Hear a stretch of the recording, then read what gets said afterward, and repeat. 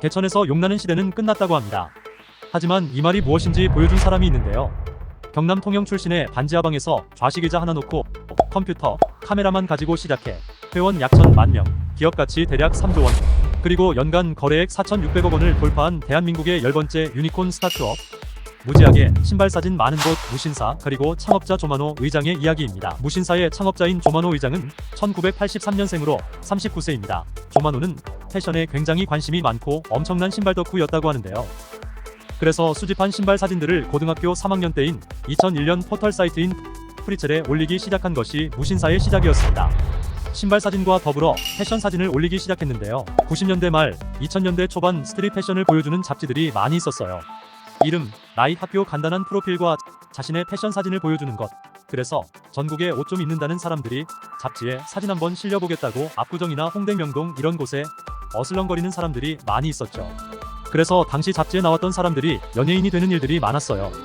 이효리, 신미아, 권상우, 이민호, 손예진 등도 데뷔 전에 잡지에 나온 적이 있었죠. 조만호 대표 또한 길거리에 나와서 해피들 사진 찍고 간단한 인터뷰도 해서 자신이 운영하는 무신사에 올리기 시작했고, 이게 입소문을 좀 타기 시작하면서 사람들이 몰려들기 시작했다고 해요. 그러면서 자연히 오프라인 매장 알바들, 디자이너들과 교류를 하게 되고 인적 인프라가 쌓이기 시작했어요. 그러다가 조만호가 활동하던 프리첼에서 유료화 정책을 발표하게 되는데요. 다른 이용자들은 다음 카페로 이동했지만 조만호는 독립 사이트를 오픈하는 선택을 해요.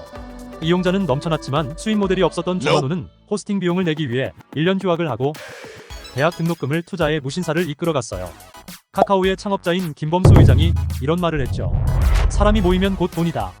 조만호도 이것을 잘 알고 있었던 것 같아요. 무신사는 2006년 매거진 서비스를 런칭해요. 무신사의 패션에 관한 글들이 계속 올라오고 있었고, 매거진 서비스는 이것을 잘 편집해 직관적으로 읽기 좋게 만들었어요. 덕분에 무신사는 단순한 커뮤니티가 아니라 일종의 웹진 역할을 할 수 있었어요. 만약 무신사가 다음이나 네이버 카페 등으로 옮겨갔다면 할 수 없었죠. 프리첼의 유료 서비스 정책이 무신사의 전화위복이 되었던 것이죠. 이로 인해 커버낫, 디스이즈네버데, 코어 등 국내 브랜드들도 동반 성장할 수 있었습니다. 조만호는 2001년부터 2010년까지 무신사의 이커머스 안정화에 애를 썼다고 해요. 무신사 초창기는 직원들끼리 함께 아이디어를 공유하고 다양한 제안과 프로모션을 해볼 수 있는 라이트한 플랫폼이었어요. 그래서 초반에는 커뮤니티 느낌이 강했지만 무신사 스타일을 대중화하면서 스트리트 패션이라는 광대한 업종을 다루기 시작했다고 하는데, 무신사 회원은 점점 불어나 2010년 30만 명, 2012년 처음으로 전략적 투자를 통해 남성 캐주얼 페이퍼리즘을 런칭했고, 페이퍼리즘과 커버나처럼 무신사와 함께 커나갈 수 있는 브랜드를 키우기 시작한 것도 이때쯤부터라고 해요. 그래서 브랜드와 이커머스 강화를 위해 2015년 사업이 커질 때까지 새로운 전략을 실행할 수 있는 인프라 확충에 집중했다고 해요. 그 결과 2017년 말부터 무신사에 합류한 카이스트 출신 한문일 본부장은 조만호의 무신사 왕국을 더 폭발적으로 확장하게 해준 사람이라고 하는데, 조만호는 무신사 중심으로 다양한 비즈니스 확장을 꿈꾸고 있었고, 무신사 스튜디오, 무신사 테라스, 무신사 스탠다드 등 다양한 포지션으로 실현시키게 됐어요. 조만호는 입점 브랜드들과의 콜라보레이션 기획을 잘했다고 해요. 그 결과 입점에 있는 많은 스트릿 브랜드들이 터질 수 있었던 배경에 무신사가 있었다고 합니다. 콜라보레이션은 딱딱한 유통환경에 지쳐있던 기존의 패션 기업에 도입되어 온, 오프가 서로 시너지를 낼 수 있는 강력한 매개체가 되기도 했다고 하는데, 조만호는 이러한 브랜드 간의 파트너십을 가장 중요하게 생각했고, 어떤 브랜드가 어떤 컨텐츠로 상승 효과를 일으킬 수 있을지에 대한 감을 잘 알았다고 합니다. 아마도 오랜 시간 다져온 국내 패션 업계를 잘 이해하고 있었던 것 같아요. 조만호는 매니아들만 입던 스트릿 패션을 누구나 즐길 수 있는 카테고리로 만들어냈으며, 무신사를 통해 국내 수많은 고객에게 새로운 온라인 판매처가 됐고, 특히 중소 브랜드가 백화점이나 아울렛이 아닌 새로운 유통에서 활약할 수 있도록 지원했어요.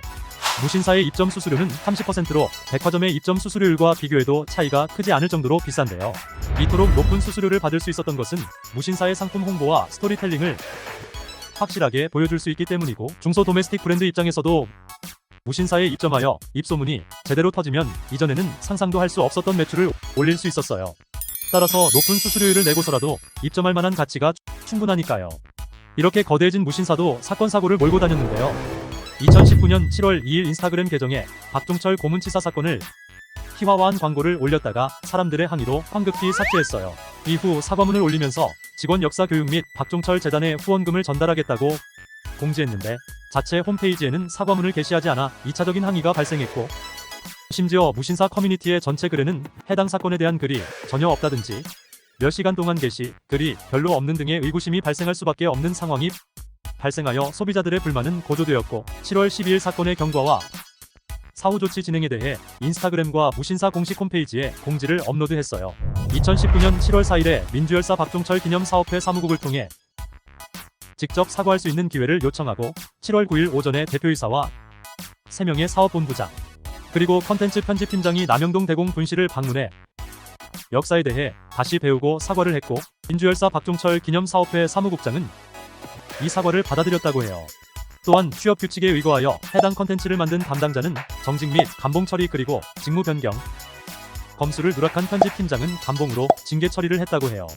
그리고 최태성 강사를 초빙하여 전 직원을 대상으로 근현대사 민주화운동에 대한 강의도 진행했고 이 사과문으로 사람들의 비난과 불만이 사그러들었어요.